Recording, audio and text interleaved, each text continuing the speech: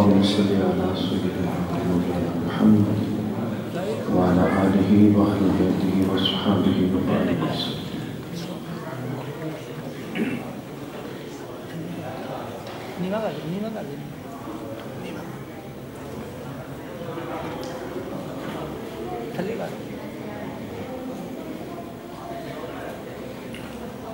نحمده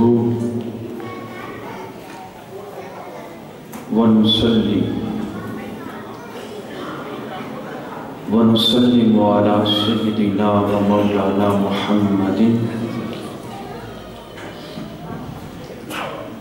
رسوله النبي الأمين المكين الحميد الرؤوف الرحيم. أما بعد فأعوذ بالله من الشيطان الرجيم. بسم الله الرحمن الرحيم.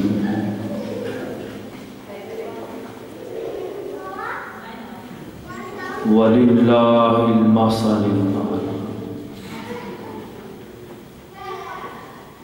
صدق اللہ العظیم.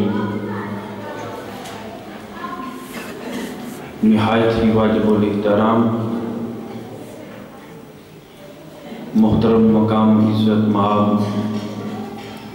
صدر تحریک منہاج القرآن یونان محترم رانا وقار صاحب، ناظم تحریک منہاج القرآن یونان محترم غلام مرتضیٰ صاحب، اور نہایت ہی واجب الاحترام محترم سید جمیل شاہ صاحب اور دیگر تمام معزز حاضرین و سامعین، ثناخان مصطفیٰ اور پاکستانی کمیونٹی سے مختلف تنظیمات سے تعلق رکھنے والے جمیع احباب اور معزز خواتین و حضرات،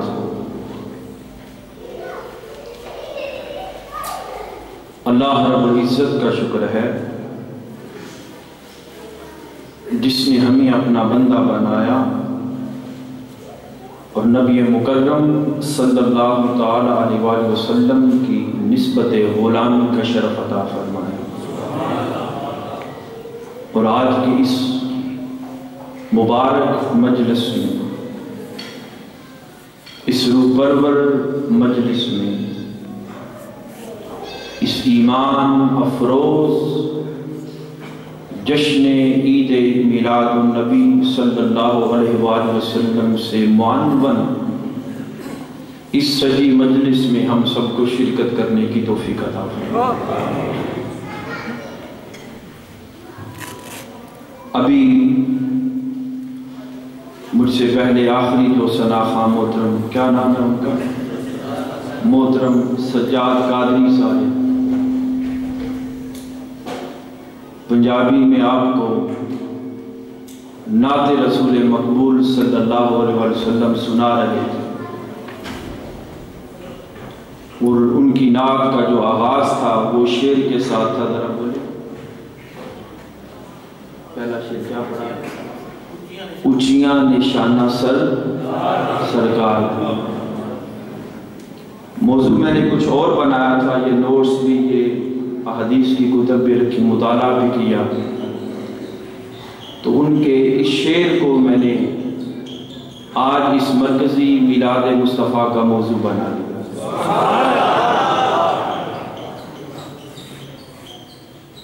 اس لیے کہ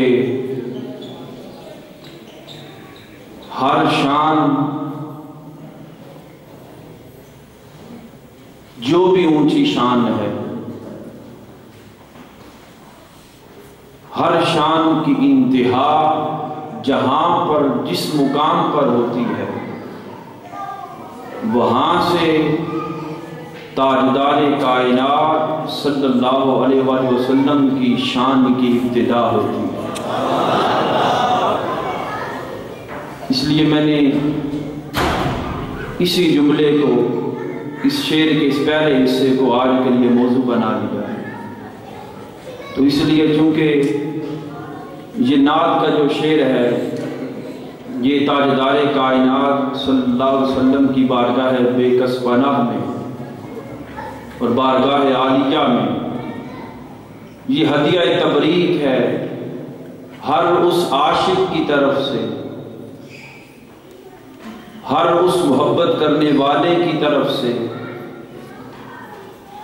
جو آج کی اس مجلس میں یہاں جمع ہے۔ اور یہ بات ان کی نہیں، شعر لکھنے والے کی نہیں ہے، شاعر کی نہیں ہے، بلکہ یہ بات خود خدا کی ہے۔ اسی مناسبت سے میں نے آیہ مبارکہ آپ کے سامنے تلاوت کی جس میں اللہ رب العزت نے ارشاد فرمایا وَلِلَّهِ الْمَثَلُ، سب سے بڑی شان اللہ کی ہے۔ سب سے بڑی شان کس کی ہے؟ بولیں اللہ کی سب سے بڑی شان۔ تو باری تعالیٰ ہم تیری بارگاہ میں سوال کرتے ہیں کہ تیری سب سے بڑی شان ہے اور تیری شان کی کوئی انتہا نہیں اور کوئی ابتدا نہیں۔ تو اس سے پاک ہے، مبرہ ہے، منزہ ہے، عرفہ ہے، اعلیٰ ہے۔ تو نے فرمایا کہ میری شان سب سے بلند ہے۔ تو باری تعالیٰ تیرے بندے تجھ سے سوال کر رہے ہیں، کرتے ہیں کہ اگر تیری شان سب سے بلند ہے تو بتا تیری شان ہے کیا جسے جانے کہ یہ شان خدا کی ہے اور یہ خدا ہے۔ اس لیے قرآن مجید کے الفاظ ہیں کہ سب سے بڑی شان اللہ کی ہے۔ تو باری تعالیٰ شان تیری بلند ہے اور تو ہر فعل سے، ہر عمل سے پاک ہے، مبرہ ہے، مزکہ ہے، مصفہ ہے، عرفہ ہے۔ مگر مالک ہم کیسے تجھے جانیں؟ اس لیے کہ کسی بشر کی مجال نہیں کہ کوئی تجھ سے کلام کر سکے سوائے تیرے اذن کے۔ تو تیری شان کو کیسے جانے؟ وہ فرماتا ہے ہاں اگر تم میری شان کو جاننا چاہتے ہو،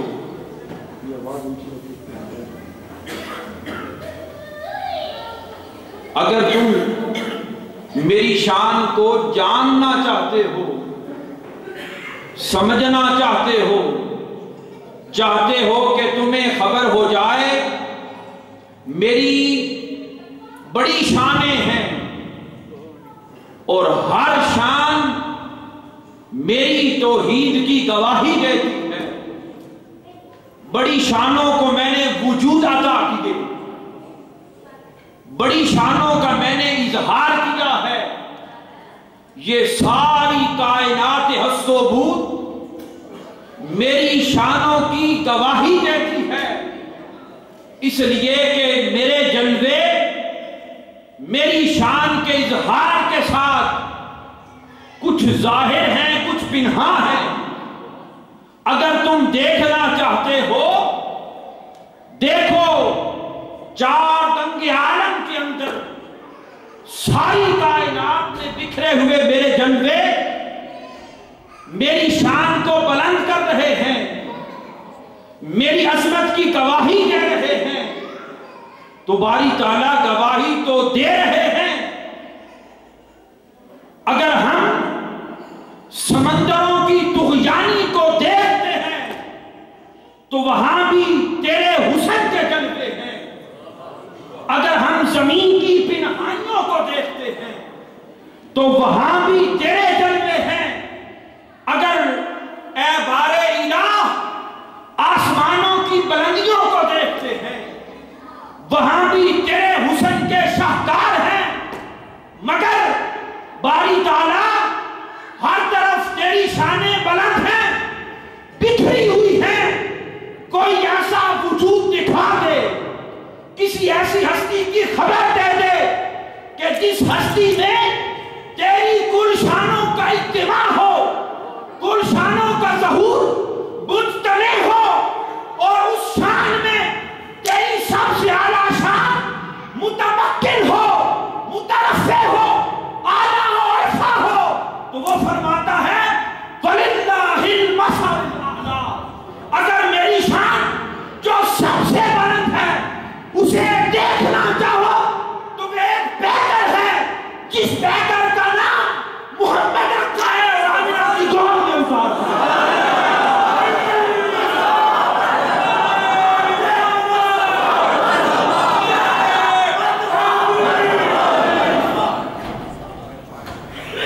اس نے فرمایا جو تو میری بڑی شان ہے، اگر تم میری سب سے بڑی شان کو دیکھنا چاہتے اور جاننا چاہتے ہو میری سب سے اعلیٰ شان کون ہے، کیا ہے، تو فرمایا میری سب سے اعلیٰ شان میرے اس نظام تخلیق میں اور میری خلاقیت کا سب سے اعلیٰ نمونہ جسے میں نے اپنی شان بنایا ہے وہ محمد۔ وہ کیا ہے؟ وہ میرا محبوب محمد ہے۔ اس لیے آج ہم سب اسی شان کے تذکرے کے لیے یہاں پر جمع ہیں،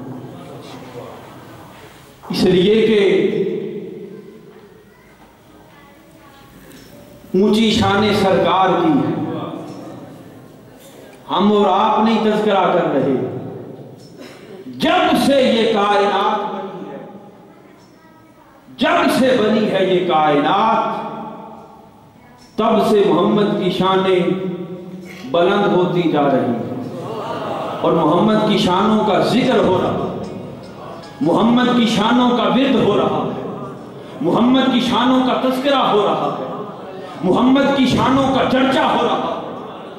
جو کوئی جس حال میں ہے، اللہ کی جمیع مخلوقات، جمیع خلق اور پھر جمیع خلق کے ساتھ وہ خالق مل کر محمد کی شان کا ذکر کر رہے ہیں، حضور کی شان کا ورد کر رہے ہیں۔ اس لیے سب سے بلند شان حضور کی ہے۔ تو یہ وہ نعت کا شعر پڑھ رہے تھے کہ اونچیاں نشانہ سرکار کی۔ اب ہم دیکھتے ہیں اس میلاد مصطفیٰ کہ اس مرام میں یونان کی سرزمین پر حضور کی شانوں کا تذکرہ کرتے ہیں۔ باری تعالیٰ تو نے اپنے محبوب کی اعلیٰ شان بنائی ہے اور اپنی شان حضور کو بنایا ہے، اور ہر شان جو ہوتی ہے، جو بلند ہوتی ہے، جس کی انتہا جس مقام پر ہوتی ہے، وہاں سے ہر اس جہت میں حضور کی شان کی ابتدا ہوتی ہے۔ وہ فرماتا ہے کہ ساری باتیں الگ اپنے مقام پر ہیں، متحقق ہیں، مگر میں مالک ہو کر، خالق ہو کر سب سے پہلے کہ جب یہ کائنات بھی تخلیق میں نہ آئی تھی، جس شان کا تذکرہ میں نے کیا اور جس کی خاطر اپنی شان کا اظہار کیا، وہ شان میری مصطفیٰ ہے۔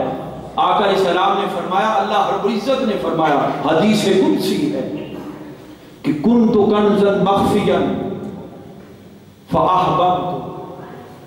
اللہ پاک فرماتے ہیں کہ میں چھپا ہوا خزانہ تھا، میں کیا تھا؟ چھپا ہوا خزانہ تھا۔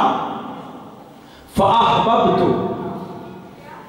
چونکہ یہ عاشقوں کی مجلس ہے تو ہم عاشقانہ ترجمہ کریں گے، دیوانوں کی مجلس ہے تو دیوانگی والا ترجمہ کریں گے۔ اس لیے فَأَحْبَبْتُ، میں چھپا ہوا خزانہ تھا، کیا ہوا؟ مجھے اپنے آپ سے عشق ہو گیا۔ کیا ہے؟ مجھے اپنے آپ سے عشق ہو گیا، محبت ہو گئی۔ باری تعالیٰ تجھے اپنے آپ سے محبت ہو گئی،